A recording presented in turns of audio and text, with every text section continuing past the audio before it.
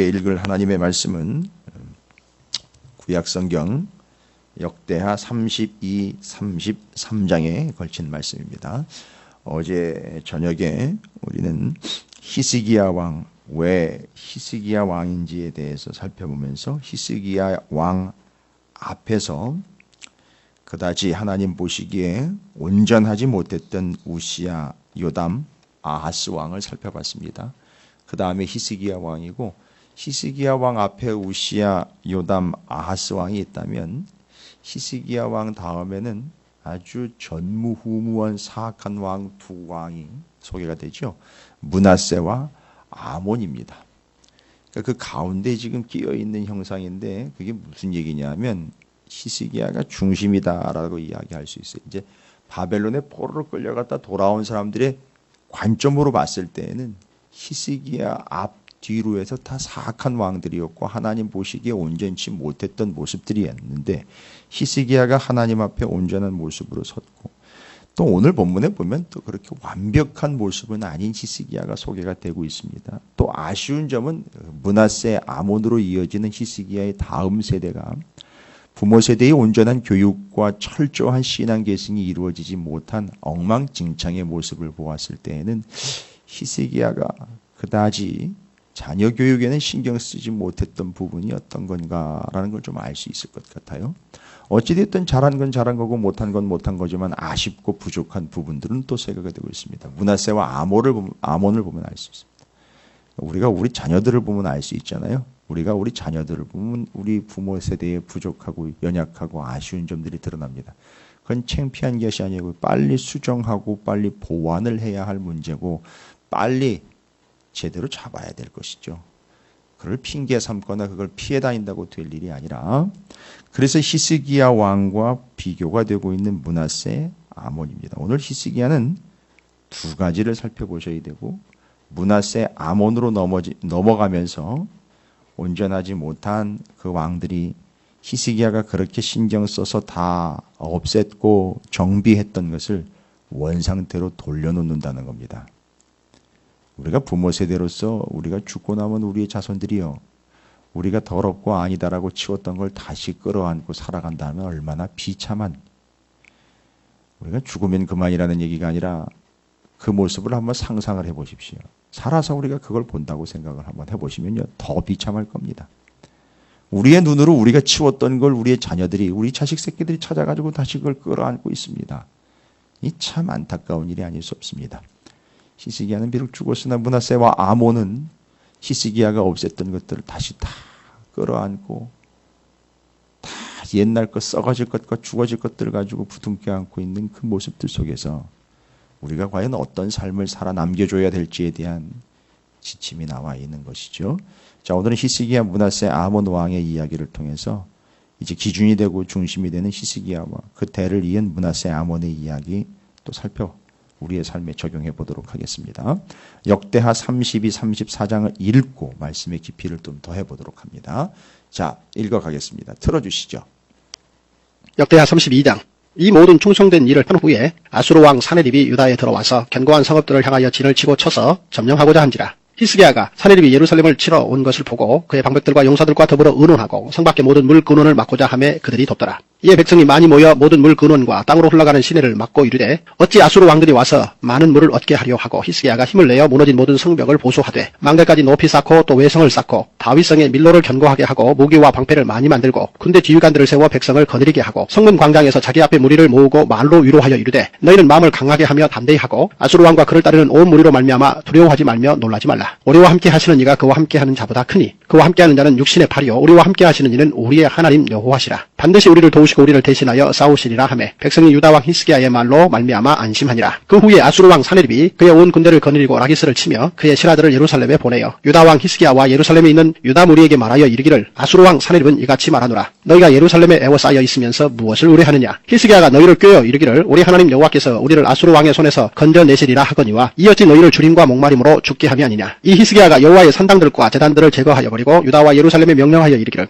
너희는 다만 한 제단 앞에서 예배하고 그 위에 분향하라 하지 아니하였느냐. 나와 내 조상들이 이방 모든 백성들에게 향한 것을 너희가 알지 못하느냐. 모든 나라의 신들이 능히 그들의 땅을 내 손에서 건져낼 수 있었느냐. 내 조상들이 진멸한 모든 나라의 그 모든 신들 중에 누가 능히 그의 백성을 내 손에서 건져내었기에 너희 하나님이 능히 너희를 내 손에서 건지겠느냐. 그런즉 이와 같이 너희는 히스기야에게 속지 말라. 꾀입을 받지 말라. 그를 믿지도 말라. 어떤 백성이나 어떤 나라의 신도 능히 자기의 백성을 나의 손과 나의 조상들의 손에서 건져내지 못하였나니 하물며 너희 하나님이 너희를 내 손에서 건져내겠느냐 하였더라. 사네립의 신하들도 더욱 여호와 하나님과 그의 종 히스기야를 비방하였으며 사네립이 또 편지를 써 보내어 이스라엘 하나님 여호와를 욕하고 비방하여 이르기를 모든 나라의 신들이 그들의 백성을 내 손에서 구원하여 내지 못한 것 같이 히스기야의 신들도 그의 백성을 내 손에서 구원하여 내지 못하리라 하고 사네립의 신하가 유다 방언으로 크게 소리질러 예루살렘 성 위에 있는 백성을 놀라게 하고 괴롭게 하여 그 성을 점령하려 하였는데 그들이 예루살렘의 하나님을 비방하기를 사람의 손으로 지은 세상 사람의 신들을 비방하듯 하였더라. 이러므로 히스기야 왕이 아모스의 아들 선지자 이사야와 더불어 하늘을 향하여 부르짖어 기도하였더니 여호와께서 한 천사를 보내어 아수르 왕의 진영에서 모든 큰 용사와 대장과 주의관들을 멸하신지라. 아수르 왕이 낯이 뜨거워 그의 고국으로 돌아갔더니 그의 시내 전에 들어갔을 때에 그의 몸에서 난 자들이 거기서 칼로 죽였더라. 이와 같이 여호와께서 히스기야와 예루살렘 주민을 아수르 왕 사네립의 손과 모든 적국의 손에서 구원하여 내사 사면으로 보호하시매 여러 사람이 예물을 가지고 예루살렘에 와서 여호와께 드리고 또 보물을 유다 왕 히스기야에게 드린지라. 이후부터 히스기야가 모든 나라의 눈에 존귀하게 되었더라. 그때에 히스기야가 병들어 죽게 되었으므로 여호와께 기도하매 여호와께서 그에게 대답하시고 또 이적을 보이셨으나 히스기야가 마음이 교만하여 그 받은 은혜를 보답하지 아니하므로 진노가 그와 유다와 예루살렘에 내리게 되었더니 히스기야가 마음의 교만함을 뉘우치고 예루살렘 주민들도 그와 같이 하였으므로 여호와의 진노가 히스기야의 생전에는 그들에게 내리지 아니하니라. 히스기야가 부와 영광이 지극한지라. 이에 은금과 보석과 향품과 방패와 온갖 보배로운 그릇들을 위하여 창고를 세우며 곡식과 새 포도주와 기름의 산물을 위하여 창고를 세우며 온갖 짐승의 외양간을 세우며 양떼의 우리를 갖추며 양떼와 많은 솥대를 위하여 성읍들을 세웠으니 이는 하나님이 그에게 재산을 심히 많이 주셨음이며 이 히스기야가 또 기혼의 윗샘물을 막아 그 아래로부터 다윗성 서쪽으로 곧게 끌어들였으니 히스기야가 그의 모든 일에 형통하였더라. 그러나 바벨론 방백들이 히스기야에게 사신을 보내어 그 땅에서 나타난 이적을 물을 때에 하나님이 히스기야를 떠나시고 그의 심중에 있는 것을 다 알고자 하사 시험하셨더라. 히스기야의 남은 행적과 그의 모든 선한 일은 아모스의 아들 선지자 이사야의 묵시책과 유다와 이스라엘 열왕기에 기록되니라.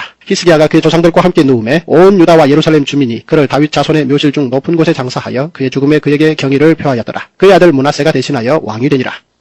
역대하 33장. 므낫세가 왕위에 오를 때 나이가 12세라. 예루살렘에서 55년 동안 다스리며 여호와 보시기에 악을 행하여 여호와께서 이스라엘 자손 앞에서 쫓아내신 이방 사람들의 가증한 일을 본받아 그의 아버지 히스기야가 헐어버린 산당을 다시 세우며 바알들을 위하여 제단을 쌓으며 아세라 목상을 만들며 하늘의 모든 일월 성신을 경배하여 섬기며 여호와께서 전에 이르시기를 내가 내 이름을 예루살렘에 영원히 두리라 하신 여호와의 전에 제단들을 쌓고 또 여호와의 전 두 마당에 하늘의 일월 성신을 위하여 제단들을 쌓고 또 흰놈의 아들 골짜기에서 그의 아들들을 불 가운데로 지나가게 하며 또 점치며 사술과 요술을 행하며 신접한 자와 박수를 신임하여 여호와 보시기에 악을 많이 행하여 여호와를 진노하게 하였으며 또 자기가 만든 아로새긴 목상을 하나님의 전에 세웠더라. 옛적에 하나님이 이 성전에 대하여 다윗과 그의 아들 솔로몬에게 이르시기를 내가 이스라엘 모든 지파 중에서 택한 이 성전과 예루살렘에 내 이름을 영원히 둘지라. 만일 이스라엘 사람이 내가 명령한 일들 곧 모세를 통하여 전한 모든 율법과 율례와 규례를 지켜 행하면 내가 그들의 발로 다시는 그의 조상들에게 정하여 준 땅에서 옮기지 않게 하리라 하셨으나 유다와 예루살렘 주민이 므낫세의 꾀임을 받고 악을 행한 것이 여호와께서 이스라엘 자손 앞에서 멸하신 모든 나라보다 더욱 심하였더라. 여호와께서 므낫세와 그의 백성에게 이르셨으나 그들이 듣지 아니하므로 여호와께서 아수르 왕의 군대 지휘관들이 와서 치게 하심에 그들이 므낫세를 사로잡고 쇠사슬로 결박하여 바벨론으로 끌고 간지라. 그가 환난을 당하여 그의 하나님 여호와께 간구하고 그의 조상들의 하나님 앞에 크게 겸손하여 기도하였으므로 하나님이 그의 기도를 받으시며 그의 간구를 들으시사 그가 예루살렘에 돌아와서 다시 왕위에 앉게 하심에 므낫세가 그제서야 여호와께서 하나님이신 줄을 알았더라. 그 후에 다윗성 막 기온 서쪽 골짜기 안에 외성을 쌓되 어문 어기까지 이르러 오벨을 둘러 매우 높이 쌓고 또 유다 모든 견고한 성읍에 군대 지휘관을 두며 이방신들과 여호와의 전에 우상을 제거하며 여호와의 전을 건축한 사내와 예루살렘에 쌓은 모든 제단들을 다 성 밖에 던지고 여호와의 제단을 보수하고 화목제와 감사제를 그 제단 위에 드리고 유다를 명령하여 이스라엘 하나님 여호와를 섬기라 하매 백성이 그의 하나님 여호와께만 제사를 드렸으나 아직도 산당에서 제사를 드렸더라. 므낫세의 남은 사적과 그가 하나님께 한 기도와 선견자가 이스라엘 하나님 여호와의 이름으로 권한 말씀은 모두 이스라엘 왕들의 행장에 기록되었고 또 그의 기도와 그의 기도를 들으신 것과 그의 모든 죄와 허물과 겸손하기 전에 산당을 세운 것과 아세라 목상과 우상을 세운 것들이 다 호세의 사기에 기록되니라. 므낫세가 그의 열조와 함께 누움에 그의 궁에 장사되고 그의 아들 아몬이 대신하여 왕이 되니라. 아몬이 왕위에 오를 때 나이가 22세라. 예루살렘에서 2년 동안 다스리며 그의 아버지 므낫세의 행함같이 여호와 보시기에 악을 행하여 아몬이 그의 아버지 므낫세가 만든 아로새긴 모든 우상에게 제사하여 섬겼으며 이 아몬이 그의 아버지 므낫세가 스스로 겸손함같이 여호와 앞에서 스스로 겸손하지 아니하고 더욱 범죄하더니 그의 신하가 반역하여 왕을 궁중에서 죽이매 백성들이 아몬 왕을 반역한 사람들을 다 죽이고 그의 아들 요시야를 대신하여 왕으로 삼으니라. 할렐루야. 주님의 은혜가 오늘 여러분 삶 가운데 가득하시기를 주의 이름으로 축원을 드립니다. 므낫세 아몬은 전대미문의 사악한 왕으로 역대 상하가 아닌 열왕기 상하를 보시면 더 심각하게 기록이 되어 있습니다. 근데 여러분 보시면 아시겠지만 역대하에서는 그렇게 심각하게 표현을 하고 있지 않습니다. 므낫세 같은 경우는 므낫세의 죄악 때문에 남유다가 망했다라고 이야기를 할 정도로 그 전에도 여러 왕들이 있었고 그 후에도 또 여러 왕들이 나오지만 므낫세가 행한 죄악 때문에 이 유다가 망할 수밖에 없는 심각한 존재였다라는 것을 거의 원흉처럼 이야기를 하고 있는데 오늘 본문에서는 뭐 그다지 심각하게 이야기하고 있지 않고 문제점들이 다른 왕들처럼 그렇게 문제점들로 지적되고 있고 오히려 므낫세 같은 경우를 이야기할 때 33장에 남의 나라에 포로로 끌려갔다가 다시 돌아와 그 과정들 속에서 하나님 앞에 진심으로 기도했다라고 나와 있습니다. 여러분 이게 헷갈리는 게 아니고요. 이건 이스라엘 백성들, 남유다 백성들이 바벨론에 포로로 끌려갔다 돌아온 사람들이 이걸 보고 뭘 얘기하려고 하는 거냐면 므낫세의 기도도 들으셨다는 거예요. 그런 패역한 사람의 기도도 들으셨다는 거예요. 그게 기도 안 하겠느냐 이런 얘기를 하는 거예요. 우리한테. 죽으라고 기도 안 하고 있는 백성들한테 얘기하는 거죠. 쉽게 얘기하는 거예요. 므낫세, 심지어 므낫세가 기도를 해도 들었다는 거예요. 좀 심각해지지요. 이제 얘기가 좀 그렇게 되면 야 그럼 나는 므낫세보다 더한 인간인가 뭐 이렇게 될 수도 있는 건데 좀 믿음과 신뢰를 가지고 좀 기도했으면 좋겠어요. 기도해 보지 않고 기도하지 않는 건 실질적으로 뭐라고 얘기를 할 수가 없어요. 기도는 하는 거예요. 기도는 해보는 것도 아니고 남이 하는 걸 구경하는 것도 아니고 기도는 정리하는 것이고 기도는 이론이 아닙니다. 기도는 실제입니다. 기도는 하는 거예요.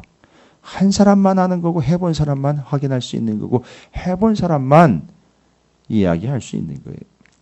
어찌되었든 므낫세 이야기 이제는 이제 히스기야입니다. 히스기야가 므낫세의 아버지인데 히스기야 이야기는 앞선 이야기에도 이제 얘기 드렸고 성전 중심이었고 유월절을 다시 회복시켰어요. 그리고 구별된 삶을 살아가는 중심에 있었습니다. 그래서 이스라엘 백성들에게 남유다 백성들에게 히스기야는 거의 다윗의 복음과는 표본이 될 수 있을 정도로 그러나 그도 좀 아쉬운 점이 있어요. 뭐 다윗에게도 아쉬운 점은 있습니다만 이렇게 저렇게 두루 살펴야 되겠죠. 그러나 그 속에서 우리가 지침으로 삼아야 될 것을 콕 찍어내자 이런 얘기거든요. 뭘 지침으로 삼느냐. 오늘 히스기야의 앞선 본문에 이어지는 이야기에 중요한 이야기는 32장 8절에 그와 함께하는 자는 육신의 팔이요 우리와 함께하는 이는 우리의 하나님 여호와시라. 반드시 우리를 도우시가. 아이 무슨 얘기냐. 아수르가 쳐들어왔어요. 남유다로. 아시잖아요. 18만 5천 이야기 다 아시죠. 아수르 사네립. 아수르가 예루살렘을 삥 둘러가지고 그 어마어마한 군대가 예루살렘 잡아먹겠다고 왔어요. 그때 얘기하는 거예요. 그때 히스기야가 어떻게 했는지 여러분들 기억하십니다. 열왕기에 나와 있습니다만 여기 다시 기억합니다.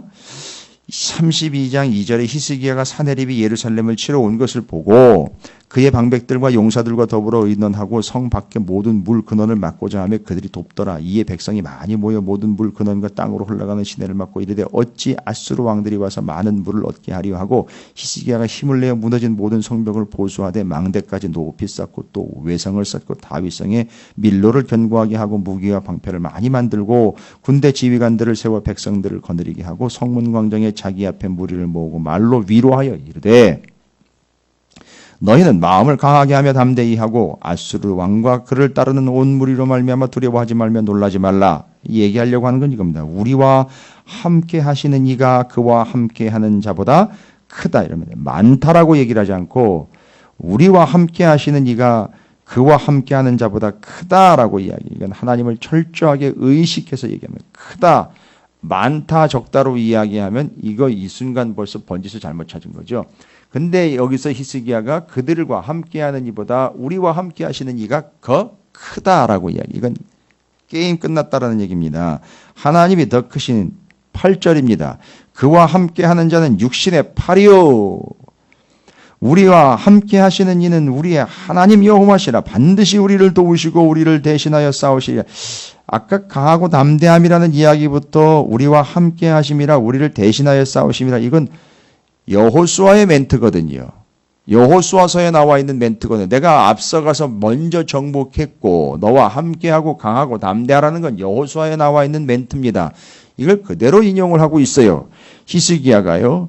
그런데 이게 어떤 결과를 가지고 왔느냐. 하나님이 그들보다 크다. 그들과 함께하는 이보다 우리와 함께하시는 하나님이 크다. 하나님은 한 분밖에 안 계셔요.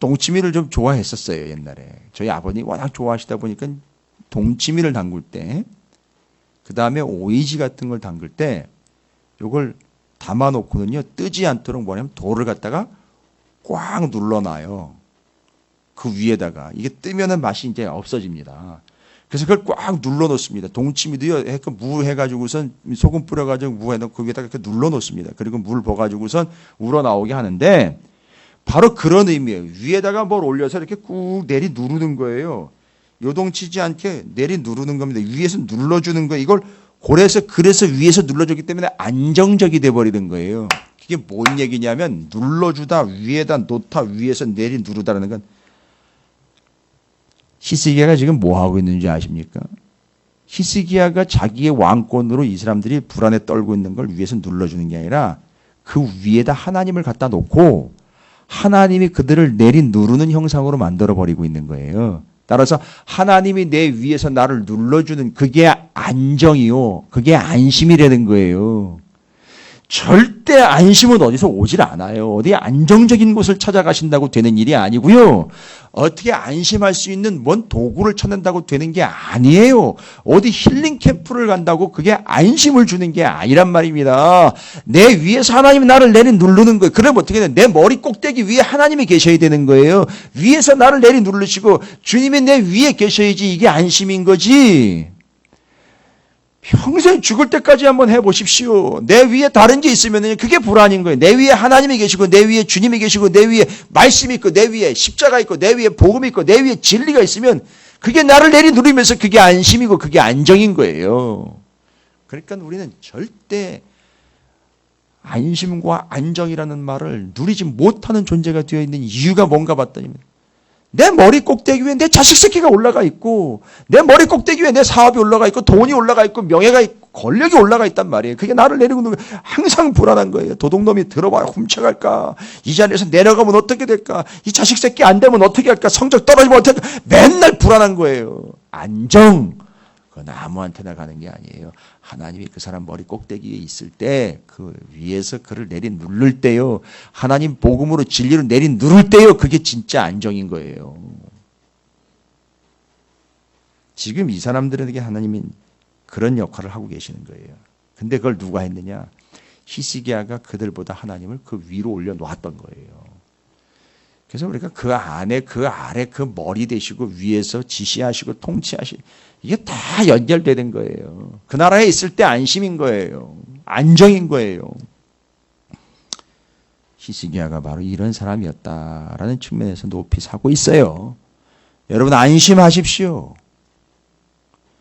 아니, 그런다고 될 일은 아니에요. 그런데요, 하나님이 우리 머리 위에서 내 지배와 통치자가 되셔서 나를 내리누르는 게 스트레스나 요즘 재정적 압박이라든지 진로 문제가 나를 내리누르는 게 아니고 하나님이 내 위에 계시는 거예요. 그게 정답인 거예요. 그게 안심인 거예요. 그렇게 했다라고 그럽니다. 히스기야가요. 좀 이게 자식 새끼들한테도 그렇게 갔으면 좋았을 것을. 참 답답한 일이죠. 이게 첫 번째 히스기야가 인정받고 있는 일이에요. 우리는 우리 스스로가 안심하는 자로서 만족하고 마는데요. 그러지 마시고요. 여러분이 누군가를 좀 안심시켰으면 좋겠어요. 돈이나 그런 거 말고요. 어떤 권력이라든지 어떤 지위 이런 거 가지고 말고요. 좀 여러분이 누군가를 좀 안심시키는 존재가 됐으면 좋겠어요. 근데 세상은 이 안심시키는 말을 하면은요, 되게 답답하다고 얘기를 해요. 말끝마다 하나님 얘기하고 말씀 얘기하고 복음 얘기하고 십자가 얘기하면 아주 답답하다고 얘기를 해요. 죄송합니다. 끝난 거예요. 답이 안 나오는 거예요. 그 사람은 항상 다른 게 그 머리 꼭대기이기 때문에 불안한 삶입니다. 여러분이 안심을 얻을 뿐만 아니라 누군가를 안심시키는 존재가 됐으면 좋겠어요. 뭘로요? 내 머리 위에 주님이 나를 다스리고 계신다는 사실. 내 머리 위에다가 주님을 놓는 거예요. 내 머리 위에다가 우선적으로 교회 놓는 거예요. 내 머리 위에다 말씀 먼저 놓는 거예요. 올려놓으십시오. 내려놓지 마시고요. 그래서 내려놓음이라는 말이 위험한 게 무엇이냐? 뭐든지 다 내려놓으면 안 돼요. 올려놓는 게 있어야 돼요. 저는 주장합니다. 그게 틀렸다는 얘기가 아니라 저는 주장합니다. 뭐 장난하는 거 아니에요? 말장난 아닙니다. 올려놓음이에요.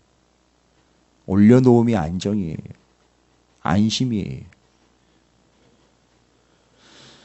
그러면서 히스기야가 본인이 직접 뭘 보여주고 있습니까? 사람들을 안심시킬 뿐만 아니라 32장 20절입니다. 이게 또 히스기야가 인정받고 있는 이유죠. 32장 이러므로 히스기야 왕이 아모스의 아들 선지자 이사야와 더불어 하늘을 향하여 여호와께 부르짖어 기도하였더니라고 나와 있어요. 지금 문제 앞에서 어떻게 됐습니까?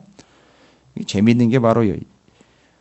아모스의 아들 선지자 이사야와 더불어 함께 하나님 앞에 기도했다라고 그래요. 열왕기서에서는 이런 표현은 안 했는데 어쨌든 하나님께 간구했다 그랬죠. 하나님 앞에 문제를 가지고 나아가 성전으로 가 기도했습니다. 근데 여기 역대하에서는 뭐라고 표현하거냐면 선지자 이사야와 더불어 하늘을 향하여 부르짖어 기도했다라고 나와 있어요. 이건 뭘로 이렇게 표현하면 될 것 같아요. 선지자 이사야는 하나님의 말씀을 전하는 자예요. 그러니까 이건 뭔 얘기예요? 말씀 붙잡고 기도했다는 얘기예요. 선지자와 함께 기도했다는 얘기는 선지자 붙잡고 기도했다는 얘기예요. 선지자 끌어안고 기도한 거. 여러분 상상을 한번 해보십시오. 선지자가 옆에 있어요. 그가 위로가 받고 있는 거, 안심을 갖고 있는 거는 바로 말씀이 왔기 때문에 그 말씀을 머리 위에다 놓고 자기도 안심을 할 뿐만 아니라 사람들도 안심을 시킨 존재가 되어서 하나님 앞에 기도합니다. 뭐라고 기도합니까? 선지자 부여잡고 같이 기도하는 거예요. 그건 곧 말씀을 붙잡고 기도한다는 얘기를 이렇게 표현한 겁니다. 자, 그렇습니다. 누군가를 안심시키는 자로서 하나님을 머리 꼭대기 위에다 놨습니다. 그래서 하나님이 내려 눌러줍니다. 지그시 내리 눌려 지배자가 되고 통치자가 되시는 겁니다. 여러분 머리 위에 뭘 갖다 놓을지 생각해 보십시오. 예. 사업이나 진로나 인생의 어떤 여러 가지 조건들이 아니라 하나님이 주님입니다. 복음이 교회가 머리 꼭대기 위에 있어야 되는 거예요. 자기가 머리 꼭대기 위에 있어. 아니요. 절대 안심할 리 없어요. 참 불안한 인생입니다. 그 다음에는요. 말씀 붙잡고 기도하는 거예요. 결국 어떻게 됐다고요? 여러분 잘 아시잖아요. 이 결과는요. 18만 5천 명이 하루아침에 쌍몰살을 당합니다. 끝난 거예요. 얘기 끝난 겁니다. 그건 하나님이 알아서 하신 거죠. 결국 히스기야 그가 하나님이 또 진리가 하늘의 것이 싸막 그 꼭대기 위에서 머리가 되고 지배가 되고 통치가 되고 우선이 되어서 내리 누르고 존재 자체가 위치 자체가 하나님이 위에서 안정적으로 내리 눌러주시는 것 안심시키는 자요 말씀 붙잡고 기도하는 자라는 얘기가 나옵니다. 그런데 아쉬운 것은 자 31절에 그러나 바벨론 방백들이 히스기야에게 사신을 보내어 그 땅에 나타난 이적을 물을 때에 하나님이 히스기야를 떠나시고 그의 심중에 있는 것을 다 알고자 하사 시험하셨더라. 이거 아쉬운 점이죠. 그 심중에요. 심중에 뭐가 있는지요? 이거 여호수아에서 나와 있는 거죠. 성실과 충성. 그 마음 한가운데 하나님으로 꽉 찬 성실과 충성이 있어야 어떻게 한다? 강건과 감당의 인생이 된다라고 분명히 얘기 드렸어요. 히스기야가 요게 안 된 거예요. 이걸 지금 지적하고 있는 내용입니다. 그리고 더 아쉬운 건 33장으로 넘으면 므낫세와 아몬이라는 존재가요. 그럼 히스기야와 이야기했을 때 대조했을 때 뭐예요? 그의 아버지가 그렇게 충분히 성과낸 사람들을 안심시켰던 왕으로서가 아니라 므낫세와 아몬은 오히려 어떻게 했다? 사람들을 불안하게 만드는 왕이었다라는 것이죠. 그 다음에는요. 그가 선지자를 붙잡고 기도하는 존재이기보다는 스스로 가진 능력과 부와 재산과 땅덩어리와 힘을 의지했던 존재들이었다라는 것을 이야기를 해주고 있습니다. 그러나 중요한 것은 33장의 므낫세 이야기를 할 때 하나님이 므낫세가 절대절명의 상황에서 기도했을 때 그 기도를 들어주셨다라는 사실이에요. 그러니까 이건 므낫세가 좋다 나쁘다를 얘기하는 게 아니에요. 므낫세조차도 기도할 때 하나님은 그걸 들어주신 거예요. 그러니까 지금 우리는 어떻게 기도해야 된다? 히스기야의 이야기를 통해서 정확하게 우리 머리 꼭대기 위에는 그 어떤 것도 있으면 안 돼요. 진리요, 예수의 복음이요, 하나님이 우리 머리 위에서 우리를 지배하는 것과 함께 말씀을 붙잡고 기도하는 히스기야와 같이 기도할 때 들으시고 응답하시는 하나님이라는 걸 믿고 므낫세도 기도하면 들으시는 하나님께 우리도 기도하여 하나님께 아뢰는 존재가 되어야 한다는 걸 얘기를 해주고 있는 거예요. 아몬은요, 뭐 다른 얘기 없어요. 22절에 그의 아버지 므낫세의 행함같이 여호와 보시기에 악을 행하여 아몬이 그의 아버지 므낫세가 만든 아로새긴 모든 우상에게 제사하여 섬겼다라고 나와 있습니다. 머리 꼭대기에다가 다른 거 갖다 놨지요. 머리 꼭대기 위에다가 다른 거가 자기 머리 위에 다른 걸 갖다가 둥지를 틀게 만들어 버린 거지요. 이게 아몬의 특징입니다. 어떤 삶이다? 이게 바로 불안한 삶이라는 거예요. 안심과 안정의 삶은 이미 보장된 겁니다. 뭐예요? 주님이 머리가 되시고 우리 위에서 우리를 다스리시며 통치하시며 우선이 되시며 먼저가 되시고 최고가 되시고 최선 최상이 되시는 것, 그게 바로 안정적인 삶이라는 것, 안심의 삶이라는 걸 잊지 마시고, 저는 여러분이 그 안심적인 상황에서 말씀 붙잡고 히스기야처럼 기도하는 하나님의 백성이 되시기를 다시 한번 주님의 이름으로 축복합니다. 오늘 하루 이 안심을 누리시기를 바랍니다. 그리고 말씀 붙잡고 기도함으로 히스기야처럼 심지어 므낫세도 기도했을 때 응답하신 하나님 앞에 기도함으로 하나님과의 관계가 더욱 깊어지시는 복된 한 날이 되시기를 주님의 이름으로 축복합니다.